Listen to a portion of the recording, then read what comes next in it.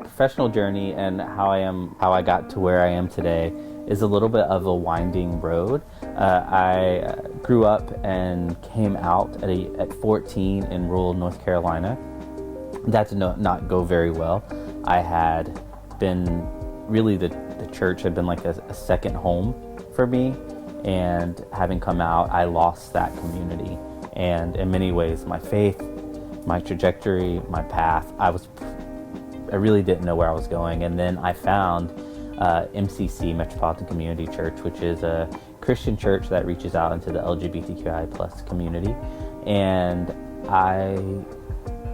at that moment, both met Cindy, but also it was through MCC at 14 that I first heard someone talk about their transition and their gender identity and their queerness as a gift and as a blessing. And that was transformative to me and has really been the cornerstone of my life and shaped my work and who I am in the world. I, at that moment, had no ambitions really of going to college. I was really not very driven and didn't have a vision until that moment. And I said, I have a call to ministry, I have a call to doing this work. And in order to get ordained, it was a requirement of MPC at the time that you had to have a master's in divinity. And so began enrolling in community college, eventually transferred to UNC Chapel Hill. And it was during that time that there was a second really pivotal crucible, if you will, in my professional journey. I had a wreck, and I should not have walked away from it. And I asked myself that day, if I had died, and I could have, would I be proud or okay with what I'd done, what I'd accomplished, and the difference that I made? And it was a resounding no. So that wreck happened. It was within a year to the day of it that I was in transfer orientation at UNC Chapel Hill. Graduated from UNC Chapel Hill, got into Yale Divinity School, got my master's in divinity, and had been working with Cindy with Metropolitan Community Church doing transgender ministries for about 9 years by the time that I graduated. And I had an offer to go full-time with MCC, but the majority of that would have been conference planning.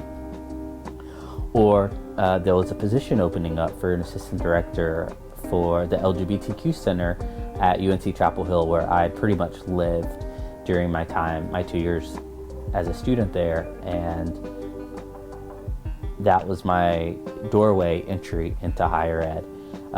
Coming out of seminary, faith had been an important part of my message. I still very much feel like I have a call to do spiritual and pastoral care. I would say spiritual care, and I think of my work as caring for a community.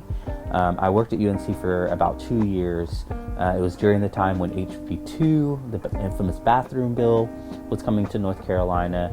It was also very difficult to do the faith aspect. I'd started a group at Yale with some colleagues at the chaplain's office and the Office of LGBTQ Resources called Holy Queer, which was a group at the intersection of faith, spirituality, sexuality, and gender, and wanted to do that at UNC and found so many challenges of doing that work within a public institution. So when a position for assistant director opened up at Duke Center for Sexual and Gender Diversity, I immediately knew I had to apply. And that was 7 years ago. I'm going into my 8th academic year at Duke. I started as the assistant director, eventually was promoted to associate.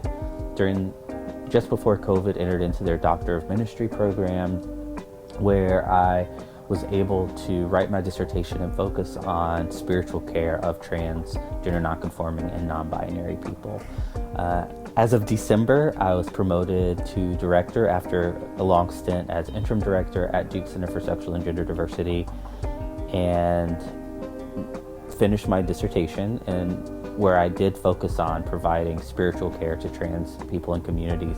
I see my work and my career and my calling, if you will, and everything that's guided me to this point to be about providing communities of care. One of my mottos, or one of the things that I always seek to do at the end of the day, is always leave a seat open at the table to welcome others into the work, to welcome others into the community, And that is part of how I try to show up as a professional. I'm new as a director. I don't know what it will be next for me, but I want to more deeply engage with the community at Juke. I want the center to be the community that we need to be, especially in the times that we're in. We're in times when so many of us with marginalized identities are under attack, whether it's reproductive rights, access to healthcare, access to athletics. We see these anti-trans bills. We see the ways in which racism and white supremacy continue to manifest in deadly ways, especially for folks who hold multiple marginalized identities. And I don't think that's going to be getting any better as we move into another election cycle where identities continue to be used as a rallying point. We need community now more than ever. One example of this in my leadership is we had a giant desk in our center, and it was not working for me. Folks would walk in and they would stop at the desk. And so even as interim, I was like, we got to get rid of this desk. And so I may have asked for forgiveness and got rid of the desk, and now have a huge, I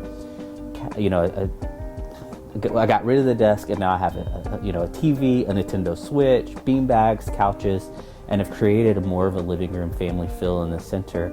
And what it has resulted in is it being a gentle landing space. And that's what we try to be for our students, and who as a professional I try to be, is a gentle landing space for people to bring themselves fully and authentically into.